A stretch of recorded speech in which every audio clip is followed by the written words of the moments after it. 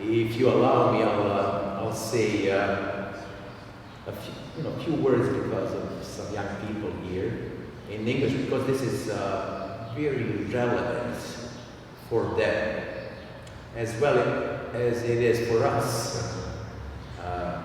Especially today's gospel lesson. This morning, when reading the gospel lesson from St. Apostle John, this is the 4th chapter.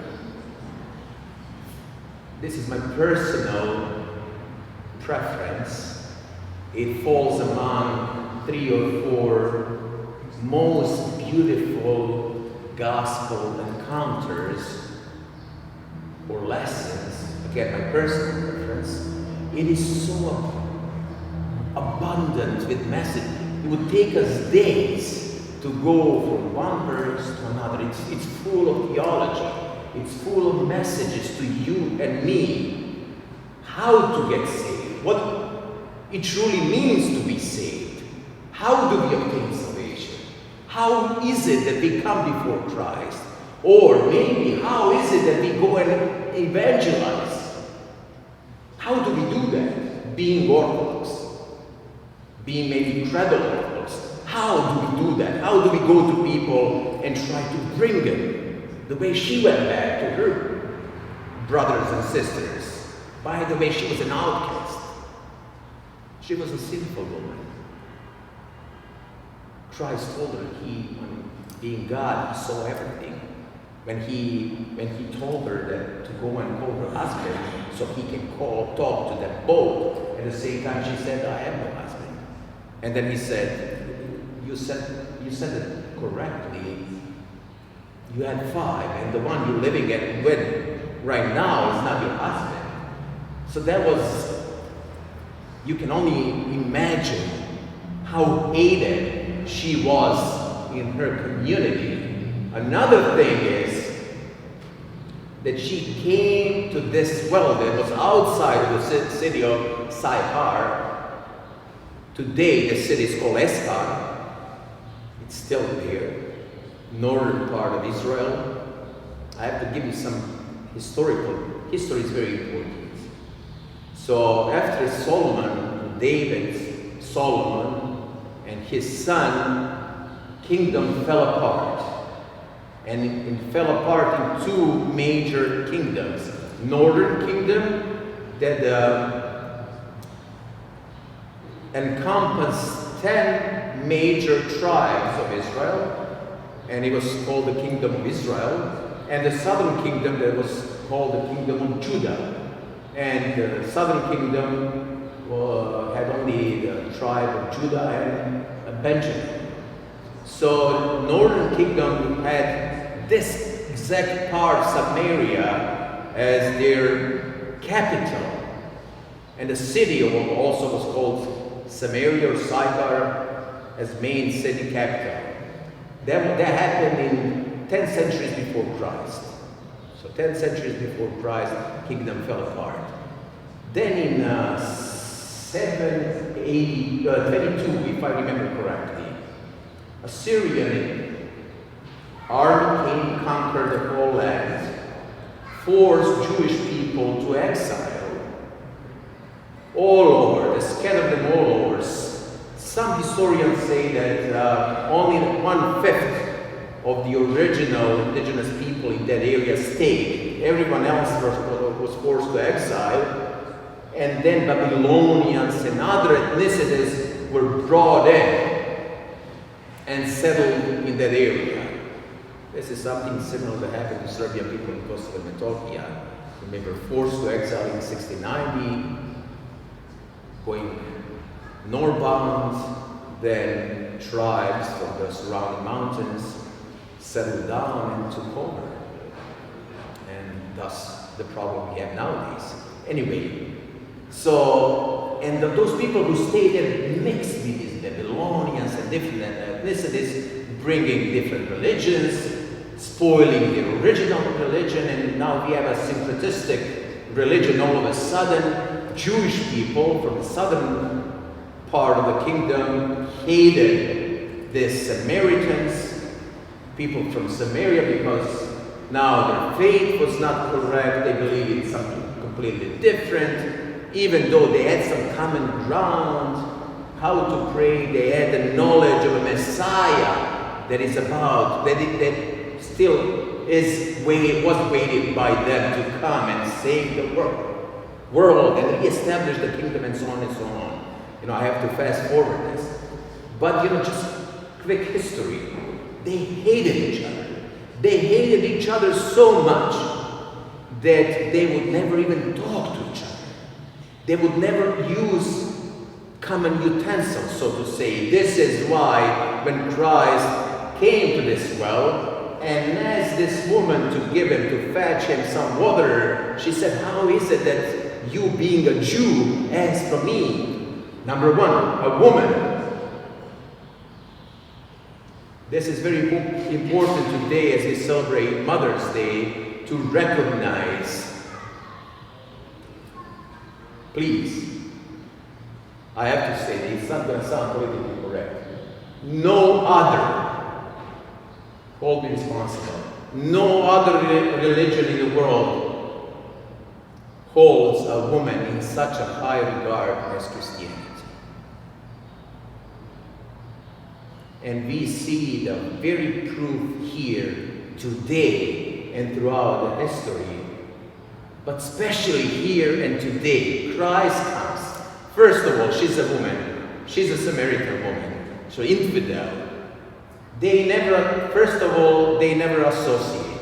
They never talk. Secondly, according to the Mosaic law, man is not supposed to talk to another woman. Thirdly, Christ was a rabbi. According to the Mosaic law, rabbis are not supposed to talk to their female family members in public, even their family members in public, female family members in public. This was the status of a woman in that society and religion. So Christ comes, and I spoke about this many times, how he breaks taboos and does something completely opposite, contradictory to expectations, to the tradition, common tradition of those times. He comes, he sees a woman who's an outcast, who was an immoral woman, and he comes and strikes a conversation with her. And he says, give me water. He was thirsty. It spent approximately 20 miles north from Jerusalem. So it was a long walk. They started this walk going towards Galilee. There were other ways to go to Galilee. You could go west or eastbound, cross Jordan, and then go to Galilee. No. Christ was on a mission. He wanted to go through this part of land. Unlike other Jews, they would not even go to Samaria because that's how much they hated them. Christ wanted to send a message to you and me. And this is what he's doing. He starts a conversation. He says, give me a water to drink. And she says, well, how come you're a Jew? Obviously, because of the tassels he had. He was dressed as an ordinary Jewish man, rabbi at that time. He was, obviously he was a Jew. So, you're a Jew, you speak to me, a Samaritan woman. Second, you ask me to drink.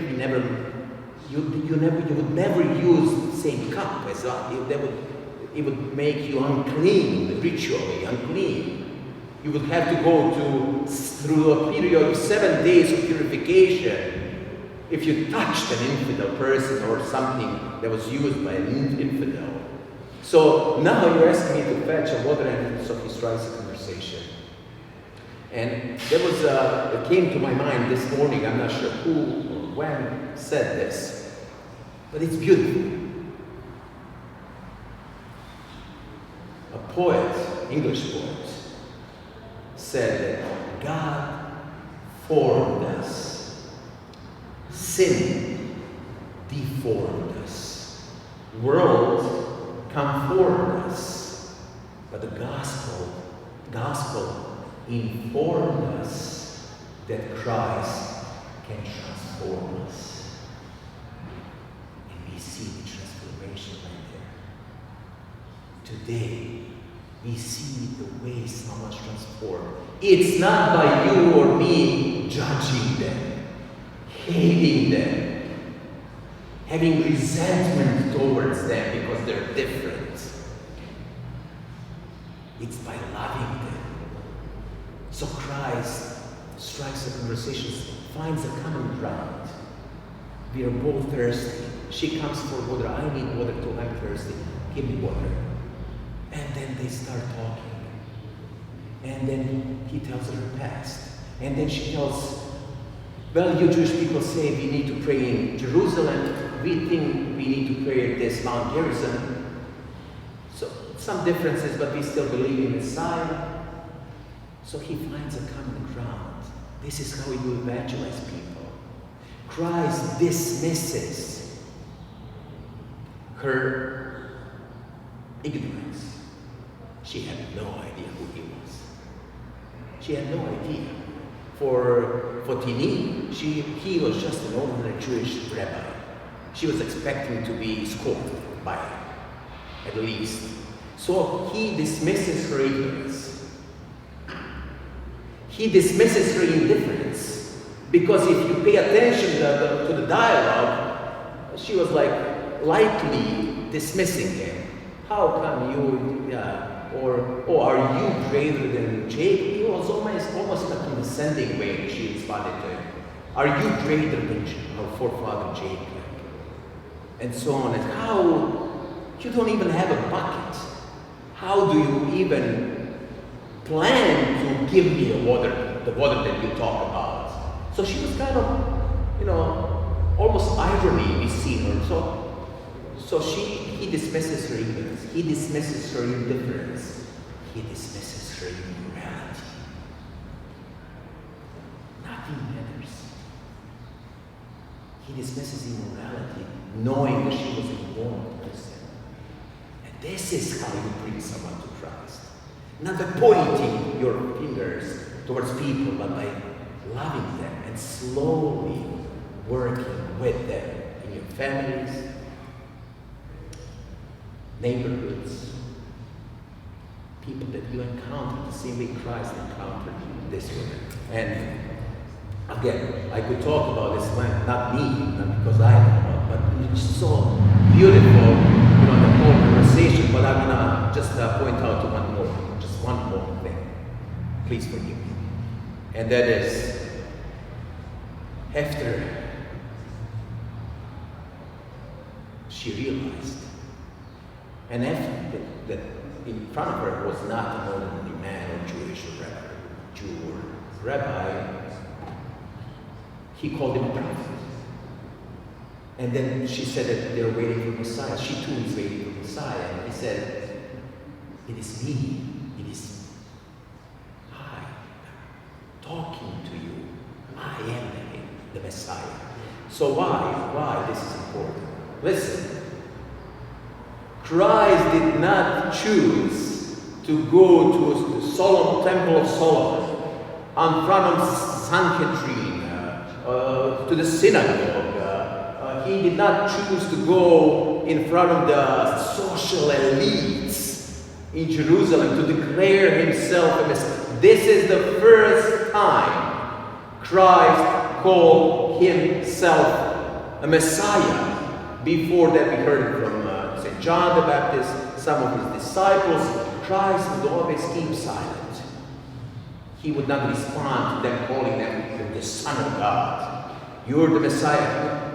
This is the first time in the Gospel of St. John that we hear Christ saying, I am the Messiah. And to whom? To whom? A sinful woman of different nationality, hated nationality. This should send a message to all of us. So she goes back, runs back, leaves the pitcher on a well there, runs back to the people. Listen, this is very important. No shame, no fear. She was an outcast. The reason she was there in a midday, at noontime, in a high heat, no one that was not coming to go and fetch. Well, that was a hard job. Men worked in fields, women would provide water. It was a hard job, and usually done at dusk. She was there for a reason, because she was hated by the whole community. So she wanted to make sure no one's there. That's why she was there at noon. Because she was a moral woman and known in her community. But what she does is extraordinary. She runs back to the people that hate her and tells them all about this person that she met, and tells them, could he be the Christ, the Messiah? So, but not only that, the way she does it.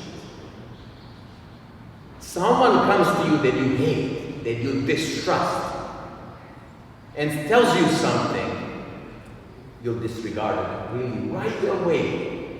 There was something in the way that she witnessed to Christ that drew people from her city of Tyre to this well. The way she came back to them running with joy and excitement, telling them, come and see us. This person told me everything. Could he be the Messiah? So now they all come to Christ, and he talks to them, and he stays there for 2 days. And the gospel ends by these words. It's her people from her village or city that now address her and say, now we believe not only because of everything you told us. So they already believed. Just listening to her, they believed. People can believe or come to the knowledge of truth because of you, because of your faith, because of the way you witness Christ, because of your joy. Yes, they can. It's possible. We see it right here.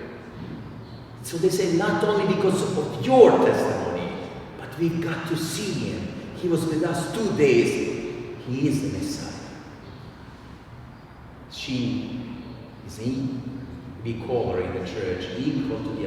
There's no greater gift to the mothers or women, in my opinion, today, this holiday, Mother's Day, than remembering Saint Fatima and how Christ honored her as a woman. Same way he's calling mother is honored throughout our Orthodox Church. The task is become an apostle for Christ. Go and witness him and get people to believe in our Lord and Savior Jesus Christ. May God bless you. Na zdravlje i spasenje još jedanput